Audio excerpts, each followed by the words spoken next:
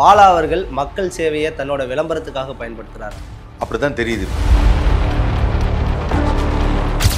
இப்போ இவர் ஆவணங்கள்லாம் வெளியிட்டதுக்கு அப்புறம் என்ன தெரியுதுன்னா, அது வந்து ஒரு விளம்பரம் மட்டுமே இருக்கிற மாதிரி தெரியுது. மக்களுக்கு நல்லது செய்யணுங்கிற எண்ணம் நல்லது. ஆனால் எந்த மாதிரி செஞ்சாங்க, அது சரியாக செஞ்சாங்களா இல்லையா? உபயோகம் இல்லாத பொருளை தானே நம்ம இரும்பு கடைக்கோ ஸ்கிராப்புக்கோ அனுப்புவோம். அதை வந்து நோயாளிகள் போகக்கூடிய ஒரு ஆம்புலன்ஸை வந்து எடுத்துகிட்டு வந்து கொடுக்க. அந்த ஆம்புலன்ஸ் கரெக்டான ஆம்புலன்ஸா, கரெக்டான வந்து பர்மிட்டில் இருக்கா? நம்பர் பிளேட்டு வந்து ஏதோ தப்பாக பெயிண்ட் பண்ணிட்டாங்க. மக்களுக்கு நல்லது தான் பண்ணேன், என்ன நடுவில் ஒரு படம் ஒன்று பண்ணிட்டேன், அதுக்கு ஒரு மனுஷனை இந்த அடியை அடிக்கிறது, அது அந்த படத்தை ப்ரமோட் பண்ணுறது.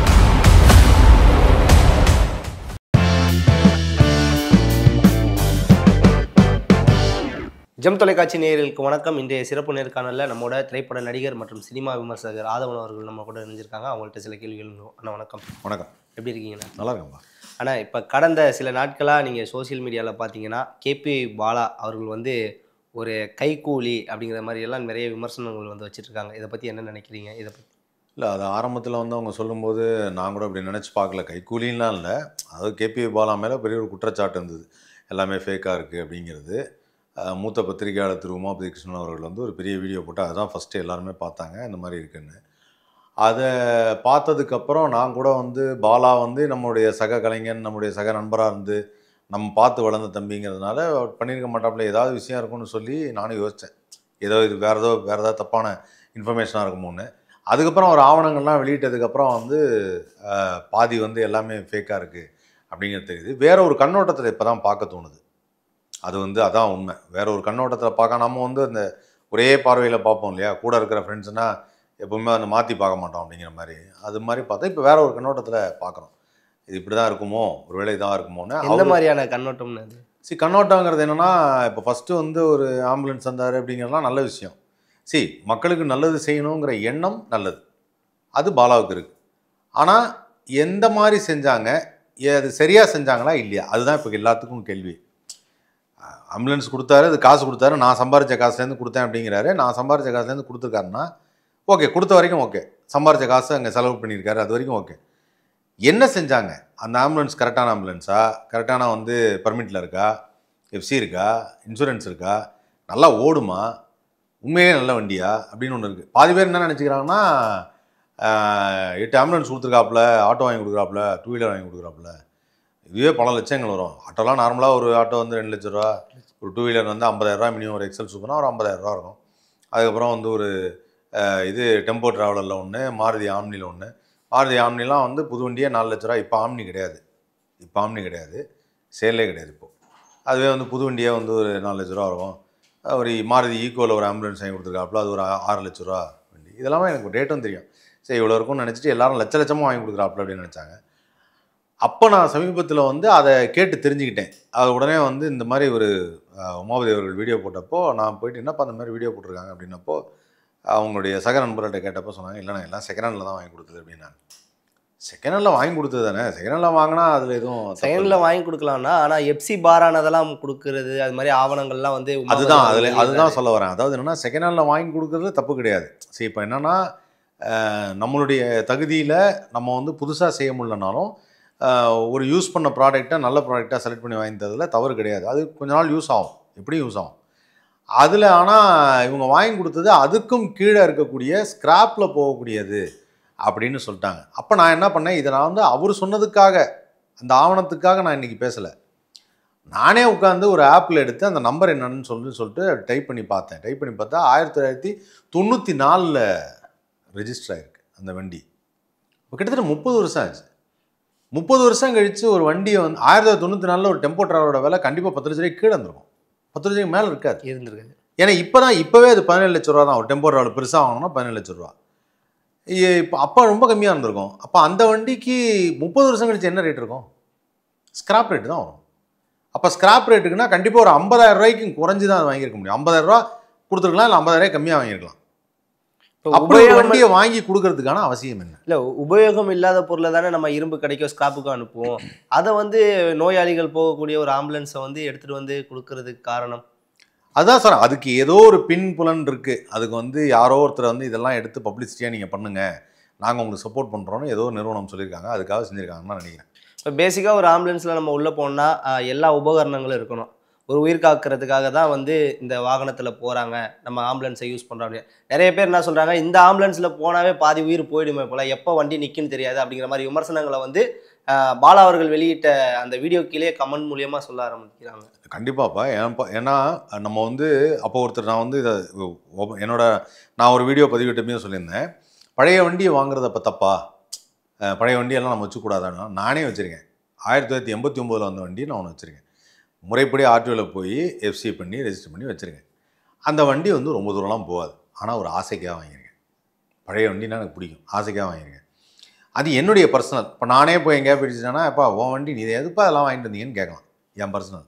நான் பப்ளிக் சர்வீஸ்க்காக ஒரு வண்டியை கொடுக்குறேன் அப்படின்னா அதுக்கு எனக்கு பொறுப்பு வேணும் இல்லையா? நான் வந்து பொறுப்போடு தான் செயல்பட முடியும். நான் உனக்கு கொடுத்த வண்டியில் ஏதாவது தப்பாகிடுச்சுன்னா நீங்கள் என்ன சொல்லுவீங்க?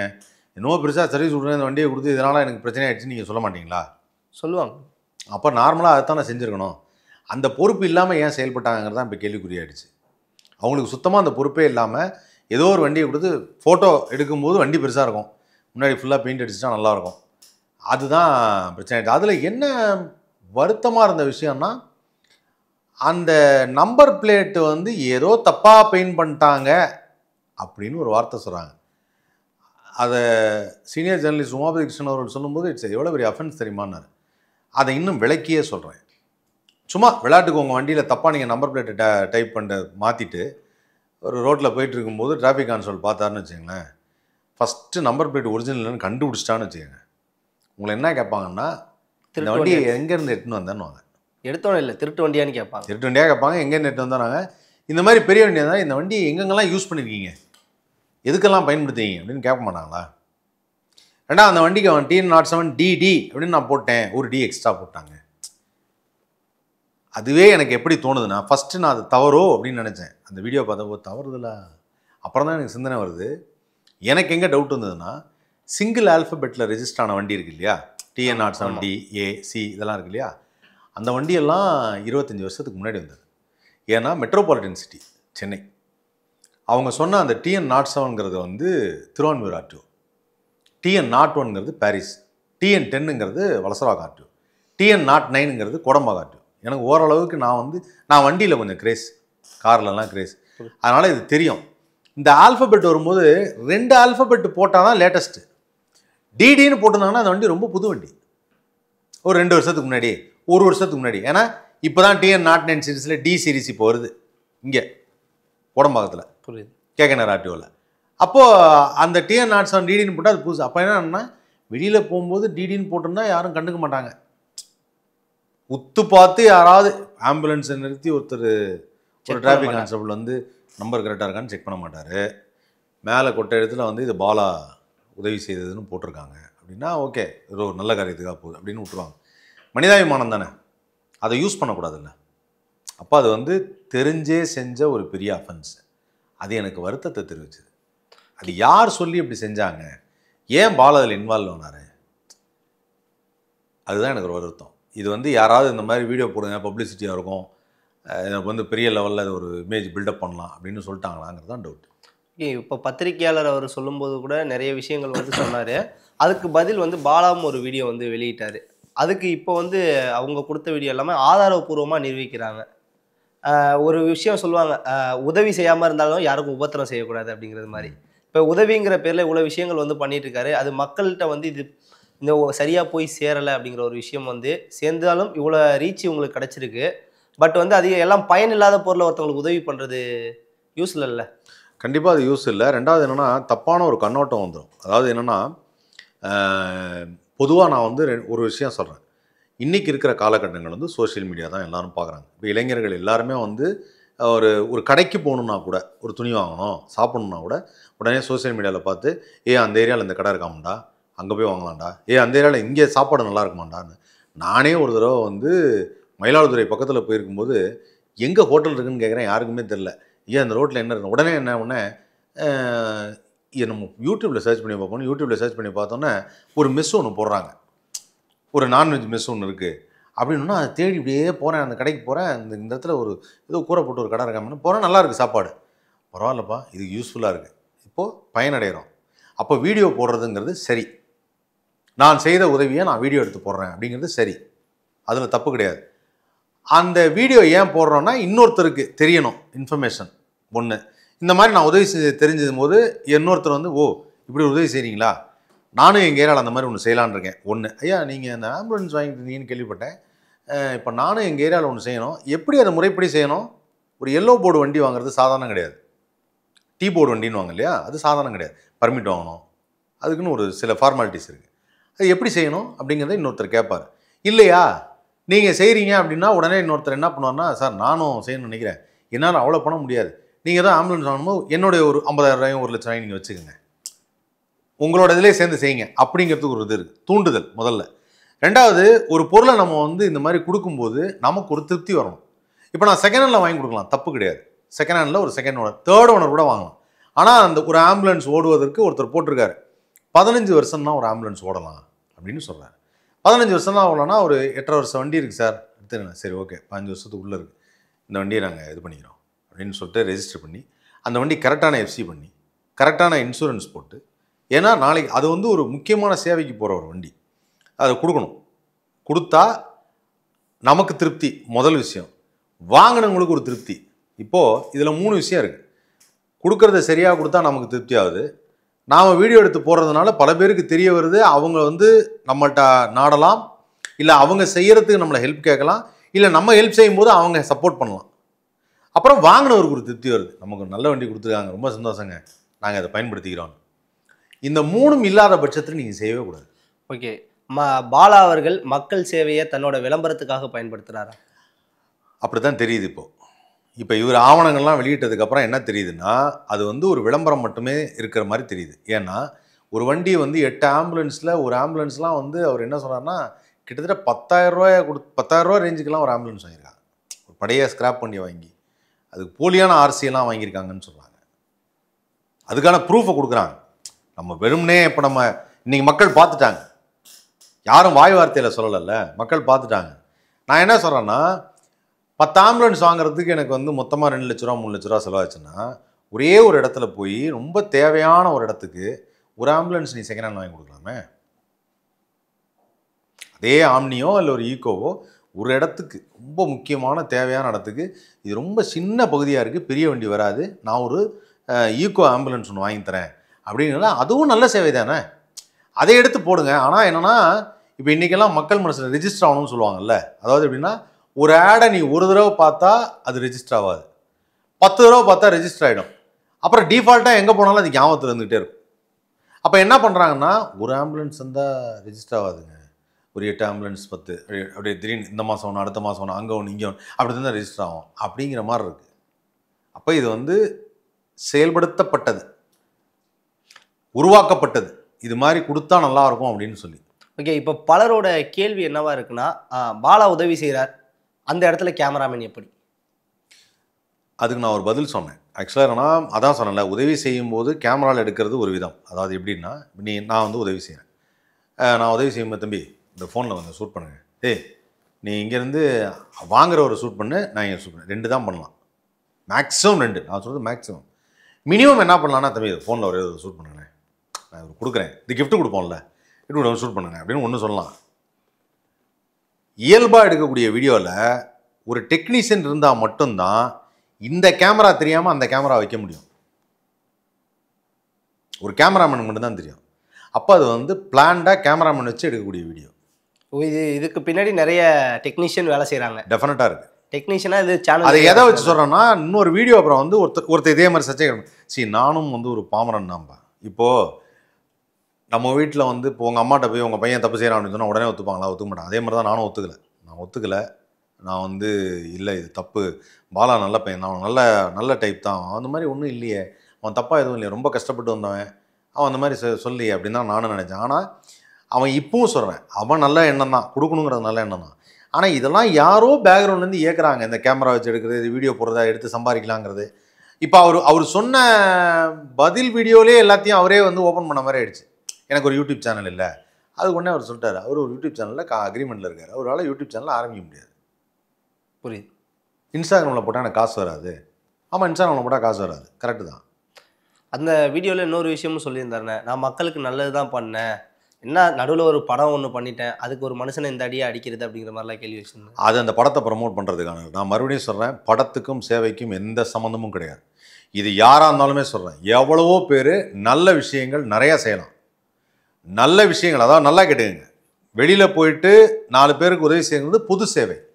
ஓகே, இந்த பக்கம் வந்து படத்தில் நடிக்கிறது, டிவியில் வர்றது, லைவாக ஷோ பண்ணுறது என்டர்டெயின்மெண்ட்.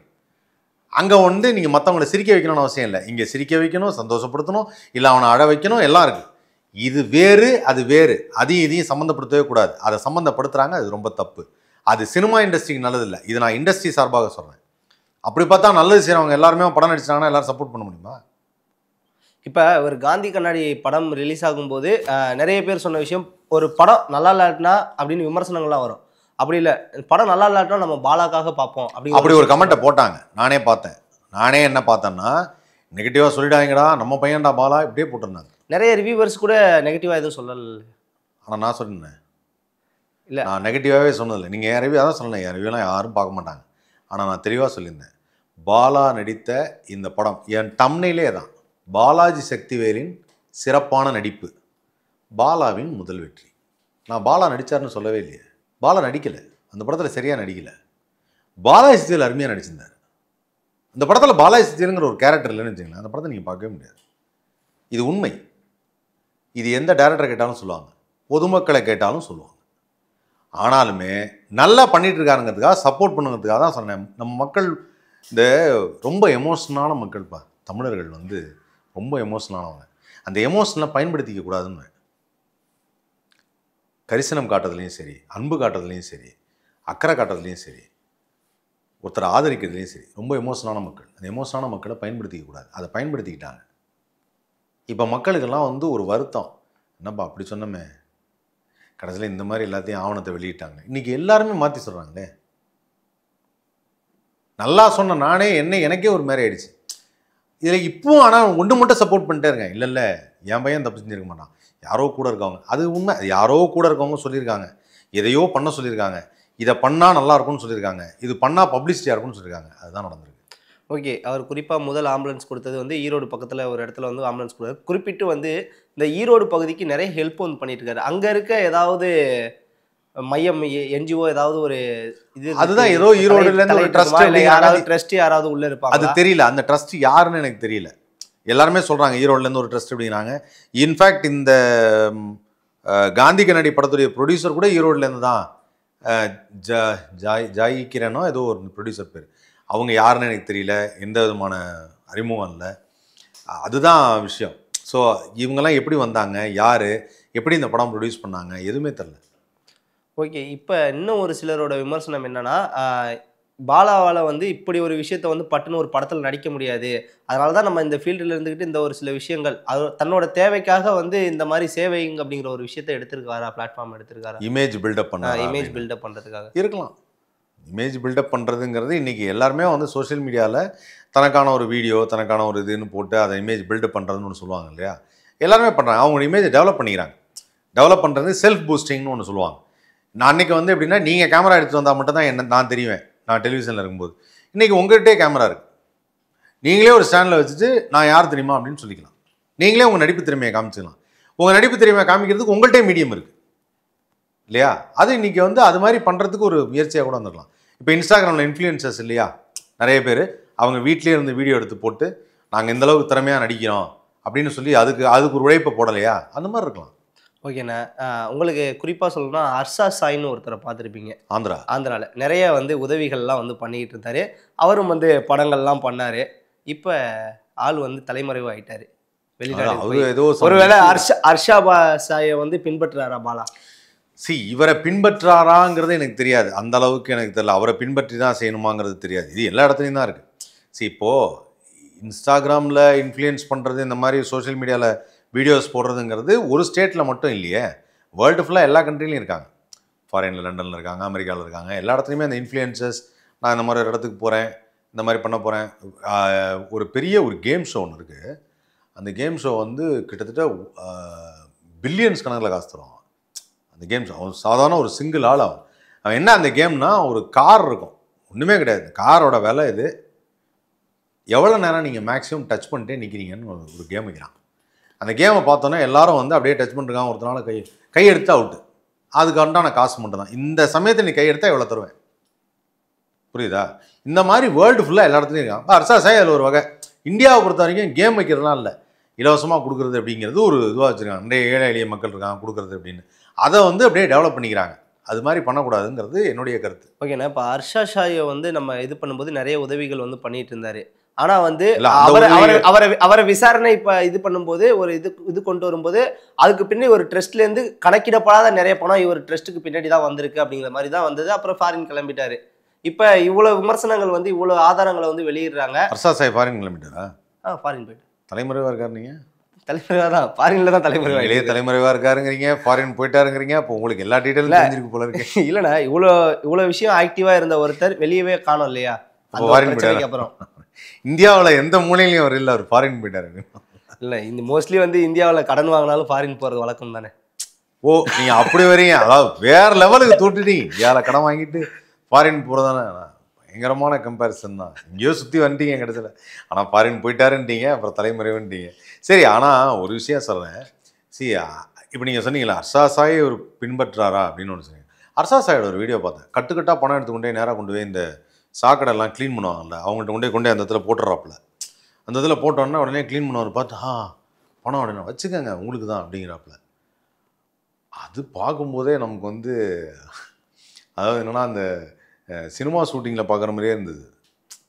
பாலா இது வரைக்கும் அந்த மாதிரி பண்ணது நான் பார்க்கல. ஒரே ஒரு இடத்துல தான் இந்த கட்டாக பணம் கொடுத்தது, இந்த விஜயகாந்த் சமாதியில் வந்து யாரோ ஒருத்தவங்க உதவி கேட்டு வராங்க. ஆனால் அதுதான் கேட்டாங்க. அது பாருங்கள், அது நேச்சுரலாக இல்லை. நான் வெளியில் போகிறேன், இப்போ என்கிட்ட காசு இருக்குது, ஓகே நான் உனக்கு ஹெல்ப் பண்ண ரெடியாக இருக்கேன். அதுக்காக போகும்போதே கட்டு நோட்டு எடுத்துகிட்டு போகிறதுக்கு என்ன ராஜ்கிரண் படத்தில் நடிக்கிறேன், அந்த அண்டராயரில் எப்பவுமே காசு வச்சுருக்கேன்னு சொல்லுவாங்கல்ல, அந்த மாதிரி போகிறதுங்கிறது நேச்சுரலாக இல்லை. ஒருவேளை அதை பண்ணி பார்த்துருப்பாப்புல, சரியாக வரலன்னா ஆம்புலன்ஸ் கொடுத்துருப்பாப்புல. ஓகே, இப்போ நடிகர்களே நிறைய பேர் வந்து உதவி பண்ணியிருந்தாங்க. குறிப்பாக சொல்லணும்னா மயில்சாமி அவர்கள் நிறைய பேருக்கு நிறைய உதவி, மயில்சாமி எல்லாம் ஏராளமான உதவி பண்ணாங்க. அவங்க உதவி பண்ணது நிறைய பேருக்கு வந்து தெரியலை. அதான் ஒரு விஷயம் நம்ம கொடுக்கறது வந்து வாங்குற கைக்கு தெரியக்கூடாது, சம்திங் ஒரு விஷயம் சொல்லுவாங்க. இல்லை, அது தெரியணும். அது வந்து அது அந்த காலம் எல்லாமே சொல்கிறேன், காலத்துக்கு தகுந்த மாதிரி மாறும். கொடுக்கறது வாங்குற கைக்கு தெரியக்கூடாது, வலது கை கொடுக்கறது இடது கைக்கு தெரியக்கூடாதுன்னு சொல்கிறதுலாம் நியாயம் தான், நான் இல்லைன்னு சொல்லலை. ஆனால் இன்றைக்கி வந்து தேவைப்படுது 4 பேருக்கு. ஏன்னா மக்களுக்கு பாசிட்டிவான உணர்வுகளை ஊட்டுறதுங்கிறது ஒரு கடமை. நல்லது செய்யணும், 4 பேரை படிக்க வைக்கணும், படிக்க வைக்கிறதுக்கு நீங்கள் பண உதவி செய்யணும், அந்த குழந்தை சந்தோஷமாக இருக்கும் அப்படிங்கிறத நீ காமிக்க வேண்டியதாக இருக்குது. சரி, இப்போ எப்படின்னா ஆரோக்கியமான உணவு இந்த ராகியிலிருந்தும் கம்புலேருந்தும் அப்படிங்கிறதே இன்றைக்கி செஞ்சு தான் காமிக்க வேண்டியதாக இருக்குது.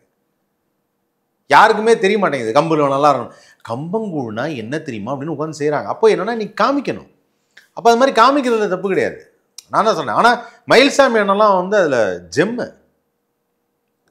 அவர் சொல்லார், விவேக் ஓபராய் வந்து ஏதோ ஒரு இதுக்காக வந்து சுனாமிக்காக வந்து இந்த மீட்பு பண்ணிக்காக வந்து நேராக போனார்.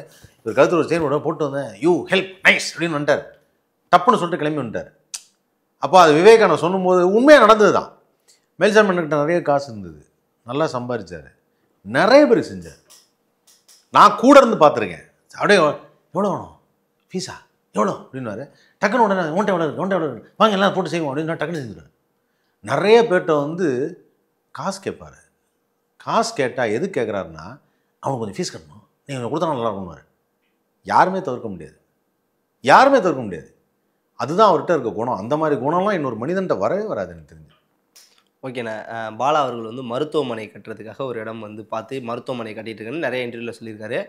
ஒரு சிலர் என்ன சொல்கிறாங்க, அதில் வந்து அமுதவாணனோட இடம் கொஞ்சம் இருக்குது அப்படிங்கிற மாதிரி சொன்னாங்க. இப்போ வந்து நான் அதை கட்டினது ஹாஸ்பிட்டலே கிடையாது, கிளினிக் அப்படிங்கிற சொல்ல ஆரம்பிச்சிட்டாரு. சரி, இப்போ இடத்த நீங்கள் பார்த்தீங்களா? இப்போ சொல்கிற விஷயம் தானே, இப்போ உங்களை மாதிரி ஒருத்தவங்க சொல்கிற விஷயம் தானே. ஒரே சொல்லியிருக்காரு கால் கிரவுண்ட்னா முதல் எத்தனை ஸ்கொயர் ஃபீட்? கால் கிரவுண்ட்னா எத்தனை ஸ்கொயர் ஃபீட்? 600 ஸ்கொயர் ஃபீட்டில் நீ என்ன கட்ட முடியும்? மருத்துவமனை கட்ட முடியுமா? கிளினிக் தான் கட்ட முடியும். கிளினிக் தான் கட்டலாம். ஆனால் ஃபர்ஸ்ட் ஸ்டார்டிங்கில் மருத்துவமனை கட்ட போகிறோம் தானே சொல்லியிருந்தாரு. ஒரு தமிழில் பேர் மருத்துவமனை தானே, தமிழில் பேர் மருத்துவமனை தானே. 24 மணி நேரம் அவசர சிகிச்சை மருத்துவமனை மனைனா என்ன, இவ்வளோ 600 ஸ்கொயர் ஃபீட்னாலும் மனை தான் வீடு. மருத்துவமனைனா என்ன, அது ஒரு மெடிக்கல் பிளேஸ். அதுக்கு 600 ஸ்கொயர் ஃபீட்டில் கட்டினாலும் தான், 6000 ஸ்கொயர் ஃபீட்டில் கட்டினாலும் தான், 60,000 ஸ்கொயர் ஃபீட்டில் கட்டினாலும் அதான். தமிழில் பேர் மருத்துவமனை தான். அது மாதிரி இப்போ இங்கே கூட நான் ஒரு கிளினிக் பார்த்தேன், அவசர சிகிச்சை மருத்துவமனை, சின்னதாக ஒரு ரூம், 24 மணி நேரம் சேவை இருக்குன்னு சொல்லுவாங்க. பாலா கட்ட நினச்சது அவங்க அமுதவாணன் கூட இடத்துல கொஞ்சம் இருந்ததும், இவன் ஒரு இடத்த வாங்கி அதை ரெண்டுத்தையும் சேர்த்து அப்படியே கட்டிடலாம், 4 கிரவுண்ட் இருக்குது, நீங்கள் உங்கள் இடத்தையும் கொஞ்சம் கொடுத்தீங்கன்னா கட்டிடலாம். அதெல்லாம் தான் கட்டுறாங்க, சின்ன இடம் கட்டுறாங்க. அது கிளினிக் தான். அது மருத்துவமனைங்கிறது தமிழில் சொன்னதே அதான் சொன்னேன். இனிமேல் உங்களுக்கு தமிழ் டு இங்கிலீஷ் டிரான்ஸ்லேஷன்லேருந்து எல்லாத்துக்கும் சொன்னோம். மருத்துவமனை என்றால் ஆங்கிலத்தில் என்ன அப்படின்னு. It's not only hospitals. ஹாஸ்பிட்டலில் தான் ஒரு சின்ன பகுதி தான் கிளினிக். அது மாதிரி எது வேணாலும் சொல்லலாம். ஓகே, பாலா அவர்கள் மீது இவ்வளோ குற்றச்சாட்டு வந்துட்டு இருக்கு. நிறைய ஆதாரங்களை வெளியிட்டு இருக்காங்க. பாலா அவர்கள் முன் தானா ஒரு ப்ரெஸ் மீட் இது பண்ணி அதுக்கான ஆதாரங்களை இவரும் வெளியிடலாம் இல்லையா? ஏன் அமைதி காக்கிறதுக்கான காரணம் என்ன சொல்லணும். அவர் இது என்ன காரணங்கிறத சொல்லணும். இல்லை இந்த மாதிரியான விஷயங்களை இனிமே செய்ய மாட்டேன்னு சொல்லணும். இல்லை இந்த மாதிரி விஷயங்கள் செஞ்சதில் எனக்கு ஏதோ இந்த மாதிரி பின்னாடி இருந்து சில பேர் சொல்லிட்டாங்க, அதனால் செஞ்சுட்டேன்னு சொல்லணும். ஆக்சுவலாக என்ன ஆகும் அப்படின்னா, நாளைக்கு 4 பேர் நல்லது செய்யணும்னு முன் வந்தால் கூட மக்கள் என்ன சொல்லுவாங்கன்னா, என்னப்பா இங்கே 1000 ரூபா கொடுத்துட்டு கேமரா வச்சுருக்க போறியான்னு. அப்போ நீங்கள் யாருமே செய்ய முடியாது. யாருமே செய்ய முடியாது. நீங்கள் உண்மையிலே செஞ்சுருப்பீங்க, ஆனால் அது செஞ்சதை நீங்கள் காட்டுறீங்களா, சொல்லி காட்டுறீங்களான்னு நம்ப மாட்டாங்க. அதுக்காகவேயாவது அவர் அதை சொல்லணும். அவர் அமைதி காக்குறாரு அப்படிங்கிறதெல்லாம் தெரில. ஒருவேளை அதற்கான ஆவணங்களை திருப்பி வெளியிட்டாங்கன்னா அப்புறம் அதுக்கு முதல் வீடியோ போட்டாங்க, அதுக்கு இப்போ ஆதாரம் வெளியிட்டாங்க. இப்போ இதுலேயும் சொல்லியிருக்காங்க, நீங்கள் அடுத்த வீடியோ வெளியிட்டீங்கன்னா நாங்கள் இன்னும் ஆதாரம் வச்சுருக்கோம் வெளியிடுறோம் அப்படிங்கிற மாதிரி எல்லாம் சொல்லிட்டாங்க. அதனால் போட மாட்டானுங்கிறியா? அதனால் வீடியோ போட இல்லை. இப்போ என் மேலே தவறு இல்லைன்னா இப்போ 4 பேர் முன்னாடி நான் அதுக்கான ப்ரூஃபை காமிக்கிறேன், பகிரங்கமாக ஒத்துக்கலாம். ஆமாம், நிறையா சொன்னேன். அதான் சொன்னேன், மடியில் காணாலன்னா வழியில் பயம் இல்லை. அப்போ அவர் சொல்லணும்னு எதிர்பார்க்குறோம். நேற்று இந்த வீடியோ வந்திருக்கு. கூடிய சீக்கிரம் அவரே ஐயா இந்த மாதிரி நடந்தது, இந்த மாதிரி நடந்ததுன்னு சொல்லணும். அப்படி சொல்லலைன்னா அதில் மாபெரும் தப்பு இருக்குதுன்னு அர்த்தம். ஆனால் தப்பு இருக்குங்கிறதே ப்ரூவ் பண்ணிட்டாங்க. அந்த தப்பை இப்போ ஒத்துக்கணும். இனிமேல் தப்பு இருக்குன்னு சொல்கிறதில்ல, தப்பு இருக்குங்கிறத ப்ரூவ் பண்ணிட்டாங்க. அவங்க ப்ரூஃபோடு தான் சொல்கிறாங்க. ஒரு விஷயத்தை அவங்க ப்ரூஃபோடு சொல்கிறாங்க. சில வார்த்தைகள், அதனால தான் சொல்லுவேன், சில இடத்துல சில நேரத்தில் பேசும்பொழுது அவர் ஒரு இடத்துல ஒரு வீடியோ இன்றைக்கி அவர் பதிவிடும்போது ஒரு வீடியோ போடுறாரு. கவர்மெண்ட் ஹாஸ்பிட்டலில் போயிட்டு இந்த மாதிரி போனால் இது மாதிரி வீங்கிடுது, ஊசிப்பட்டம் வீங்கிடுதுன்னு என்கிட்ட சொல்கிறாங்க அப்படிங்கிறாரு. You cannot say an offensive statement to the government as a public, even though it's a democratic country. தப்புன்னு இப்படி சொல்ல முடியாது. அப்போ அது ஒரு அஃபென்ஸ். ஏன் சொல்கிறீங்க? காரணம் வேணும், ஆதாரம் வேணும். அப்படி சொன்னால் ஏன்னா பல பேரோட நம்பிக்கை போயிடும். அவர் ஒருத்தர் ஆவணம் சொல்கிறது குறை சொல்கிறதுக்கு மட்டும் சொல்லலை. அவர் தமிழ்நாட்டில் இன்றைக்கி அதிக மருத்துவக் கல்லூரிகள் இங்கே தான் இருக்குது. அதிக மருத்துவக் கல்லூரிகள் இருக்குது. இங்கே இருக்கிற மருத்துவமனையை நம்பி நிறைய பேர் வெவ்வேறு ஸ்டேட்லேருந்து ட்ரீட்மெண்ட். இந்தியாவிலே தமிழ்நாடு தான் மருத்துவத்துக்கு பேர். ஆமாம். அப்படி இருக்கும்போது எப்படி நீங்கள் இதை சொல்லுவீங்க? அவங்க ஆட்டோ ஆம்புலன்ஸை யூஸ் பண்ணுறேன்னு சொல்கிறாங்க. நாம் என்ன பின்தங்கிய கிராமத்தில் இருக்கிறோம்? இங்கே தடிக்கி விழுந்தால் ஒரு வீட்டுக்கு 3 கார் 2 கார் நிறுத்தி வச்சுருக்காங்க. அவ்வளோ ஒன்றும் இங்கே யாரும் ஏழையெல்லாம் இல்லை. ஏழை மக்கள் இருக்கிறாங்க, பட் ஹெல்ப் பண்ணக்கூடிய அளவுக்கு நிறைய பேர் இருக்காங்கங்க. அதே ஏன் ஒரு ஆட்டோவை நாங்கள் ஆம்புலன்ஸாக யூஸ் பண்ணுறோம்? இந்த நாட்டில் அது கிடையாது. இந்த நாட்டில் இப்படி கிடையாது. ஆட்டோவை யூஸ் பண்ணுறேன்னே சொல்லுங்கள். ஆட்டோவை ஆம்புலன்ஸ் எல்லாம் யாரும் யூஸ் பண்ண வேண்டாம், அப்படி ஒன்றும் அவசரம் இல்லை. ஆட்டோவில் பிரசவத்துக்காக போனால் இலவசம்னு எழுதி வச்சாங்க. அவசரமாக அப்போல்லாம் இப்போ ஹாஸ்பிட்டல் போகிறதுக்காக ஆட்டோ யூஸ் பண்ணாங்க. இப்போல்லாம் அதான் சொன்னல, சின்ன சந்தில் போகிறதுக்கு ஒரு ஆம்னி வண்டி போகிறோம். அதுக்காக தான் சின்ன ஆம்புலன்ஸ் எல்லா ஹாஸ்பிட்டலையும் வைக்கிறாங்க. ஒரு ஈக்கோ மாதிரியான வண்டி ஆம்புலன்ஸ் எதுக்கு வைக்கிறாங்கன்னா, சின்ன சின்ன ஏரியாக்கெல்லாம் போகணும். பெரிய வண்டி போகாது சமயத்தில். ஆட்டோவை நாங்கள் ஆம்புலன்ஸ் யூஸ் பண்ணுவோம். எந்த ஆட்டோவில் இப்போ ஆம்புலன்ஸ்னு முன்னாடி போட்டிருக்கா? அது மாதிரிலாம் சொல்லக்கூடாது. அதான் சொன்னல, நான் விமர்சனங்களை சொன்னப்பையும் சொல்கிறேன், இப்பவும் சொல்கிறேன். பல பேர் என்ன சொல்கிறாங்கன்னா, தனக்கு வாய்க்கு வந்தது சொல்கிறாங்க. அது நல்லது, மக்களை கவர் பண்ணுற மாதிரி இருக்கணும், வாய்க்கு வந்ததை சொல்கிறாங்க. இந்த பக்கம் திரைப்படத்தில் பார்த்தா கிண்டல் பண்ணுறாங்க, கேலி பண்ணுறாங்க, கிண்டல் பண்ணுறாங்க, வாய்க்கு வந்ததை சொல்கிறாங்க, இதெல்லாம் ஒரு படமாகறாங்க. இந்த பக்கம் பார்த்தா நல்ல செய்யறதுக்கு நாங்கள் இதை யூஸ் பண்ணோம், அதை யூஸ் பண்ணோம், மக்களுக்கான அவர் ஒன்று சொல்லியிருக்காரு, இதுக்கெல்லாம் மக்கள் பதில் சொல்லுவாங்க அப்படின்னு ஒரு இடத்துல ஒரு வீடியோவில் ஏதோ சொல்லியிருக்காங்க. அவர் சொன்னார், அந்த வீடியோவில் இவர் உமாபதி என்ன அதை பதிவிட்டுருக்கும்போது சொல்கிறார், மக்கள் பதில் சொல்லுவாங்கன்னு யார் சொல்லுவா? பெரிய அரசியலமைப்பு கட்சியில் இருக்கும்போது இந்த தேர்தலில் இதுக்கு மக்களே தீர்ப்பு சொல்லுவாங்க அப்படின்னு சொல்லுவாங்க. அதுக்கு வந்து நீங்கள் உள்ளே வரணும், மக்கள் பிரதிநிதியாக அவங்கள ஏற்றுக்கணும், அதுக்கு பெரிய கட்சி இருக்கணும், நிறையா இருக்கணும். உங்களுக்கு வந்து எத்தனை பேர் அந்த பிரதிநிதி? தமிழ்நாட்டுடைய மக்கள் தொகை என்ன? நீங்கள் இப்போ அரசியல் கட்சியை ஆரம்பிக்கிறீங்களா? ஆரம்பிச்சிங்கன்னா நீங்கள் மக்கள் சொல்லுவாங்கன்னு சொல்லுங்கள். மக்கள் சொல்லுவாங்கன்னா, அதாவது நான் ஏதாவது இவர் தப்பு செஞ்சுட்டு மக்கள் சொல்லுவாங்கன்னா மக்கள் உடனே அதுக்கு நீங்கள் ஸ்கிராப்பில் போகிற ஒரு வண்டியை வாங்கி அதை வந்து எஃப்சி பண்ணுறது சரியாக பண்ணால் அது தவறுங்கிறது தவறுன்னு ஒத்துக்கங்க. யாரும் ஒன்றும் செய்ய மாட்டாங்க. தெரியாமல் பண்ணிட்டாங்க, இல்லை அது வந்து பண்ணிட்டேன் விடுங்க. நீங்கள் நல்ல நடிகர், நீங்கள் நல்லா டிவியில் பர்ஃபார்ம் பண்ணுவீங்க, நல்லா வந்து ரைட்டரு, நல்லா பண்ணுவீங்க, அதை பண்ணுங்க.